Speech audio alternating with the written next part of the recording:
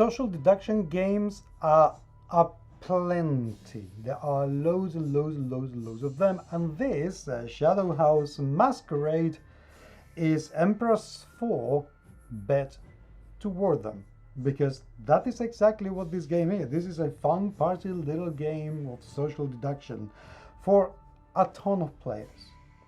I got this at Spiel 2023 and I have recently played it, so I'm about to tell you if this game is worth the amount of money that you have to pay to get your hands on it.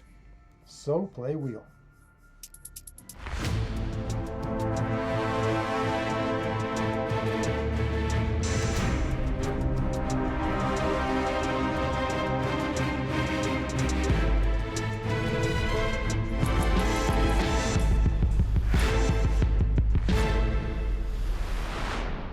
Shadow House Masquerade is a game for 3 to 8 people. It really plays better with people, as in with a big number of people. I know that you're not going to be playing with your furniture, you play with people, but with a high number of people. We played it 5 and it was okay, but when I played it with 8, it was tremendous, really, really good. So what is this game all about, and what is the production like? Because we haven't taken a look at this yet.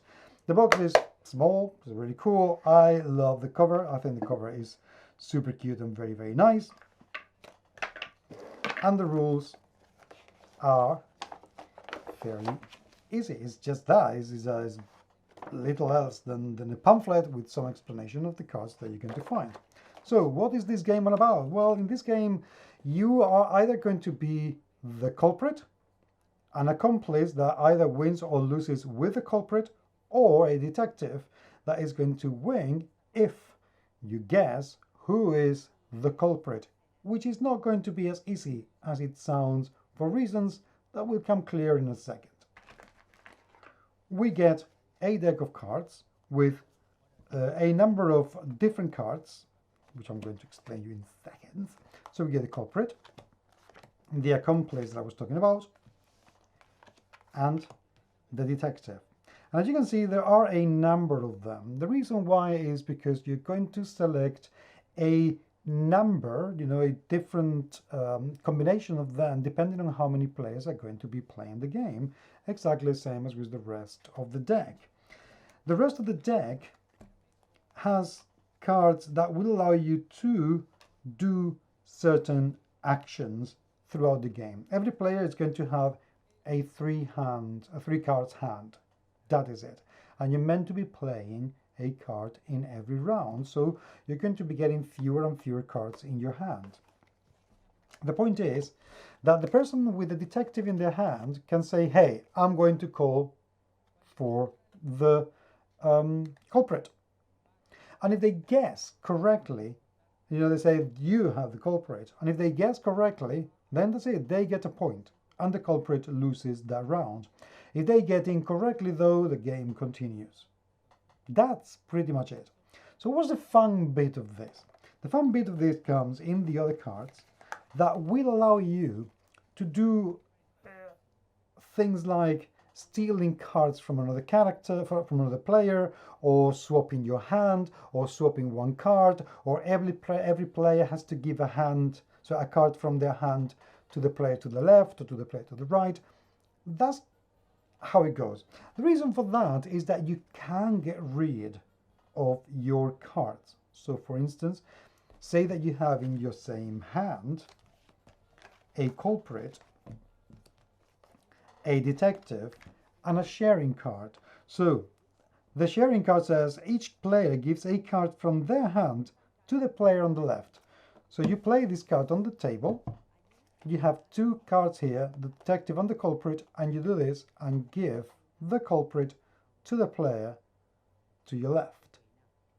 If by the next round you still have the detective, you can say you are the culprit. And if they still have that card, then they are the culprit. You know exactly who's going to have the card. The fact that there are so many cards that allow them to be swapped between players, it means that you have to keep a very keen eye. This is like that game of having a little being in the cups and they swap. That's exactly what this thing is going to do to you all the time. So keeping an eye is very important. Of course, once you keep an eye, it's relatively easy to do, but there is a massive amount of randomization. And if at some point somebody kind of deduces, because you can give the card back at some point, who is the culprit, then around the table somebody else could try and guess before the round gets to you. So that's infuriating. That's very, very annoying. But that's how the game ends. That's it. There are, of course, a premise that you cannot lie if somebody asks you if you are the culprit. Except that you can. There is an advanced mode of play where you can say to somebody, hey, you're the culprit, and they can say, no, I'm not. Now you can take that and continue the game, or you can say, I don't believe you. You are the culprit. And then they have to tell the truth. And if they're telling the truth and they are not the culprit, then you lose a point. So you can risk insisting, but that comes at a price. And there are some cards that allow you to lie. Basically, that's, no, doesn't matter if you ask, I can still lie. And that's it. So this is fun. It plays in about 10 minutes, give or take. Even with a huge number of people, it plays very, very quickly. It took us a couple of rounds for us to get to grips with how it plays, because it's just too simple.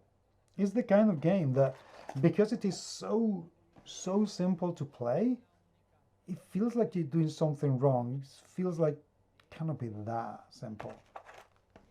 The box also comes with a number of cheats, a number of tokens, with some points. And this handcuffs, which is played by the sheriff, which has its own ability. That's it. The game doesn't contain anything else. The cheats are chip and thing, but they're just meant to control, how many points you're going to be scoring. They have an awful lot of points. You can play up to 5 points, more if you want, but I think you will get bored with this game before that, because it's just a party game. It doesn't have an awful lot of depth, but the depth it has, it is super duper fun to play. Right now, it scores 7.1 on the Board Game Geek, and most of the comments are actually quite complimentary. Jules came from Singapore, says it's a deduction hand management game where you attempt to discover blah blah blah. They do like the game. It's a very long and detailed review. That's pretty good. Monique Ruth says, I'm not enjoying too many of these recently, but this one felt good and fun to play. It says it felt a bit like Night of the Ninja. Both were good. So there you go. And Pitch 937 says incredibly easy rules, but lots of fun to play. Completely and utterly correct. Whereas Game Dodge says not horrible, not fantastic, nothing really new or exciting. The publisher claims that millions of copies were sold. I do not believe it. Why wouldn't you believe it? They don't claim that millions of copies were sold. Only a few 100,000, I think. 300,000 sold in Asia. That's feasible. That's pretty feasible. So to be honest, I know the people from EmperorS4. I don't have any reason to believe that they would lie on this. They're good people. And they are pretty experienced publishers, so why would they lie about that? No, that's nonsense. Yeah, you see, this is what I was talking about. There's a Dark Finale, gives it a 5.5. It played at 3 players. I don't think at 3 players is going to play very well. This game really benefits from playing as many people as possible. So minimum 6, I would say. 5, borderline, less, I wouldn't bother with it. 8, oh, hell yes. And look at the size of this. It's smaller than my face. So I will recommend this. I have enjoyed this. My friends did enjoy it quite a lot. Yeah, we're not going to be playing it all the time, but we will probably take this when we go out and just play it as a gang because it is tremendous. So if you have played it, I would love to hear about it. If you didn't like it, please tell me why. What am I missing? And maybe there's something I was doing wrong. I don't know. Let me know why you liked or disliked this game. But until the next time, thank you so much for being there. And yeah, I will talk to you very soon. Take care.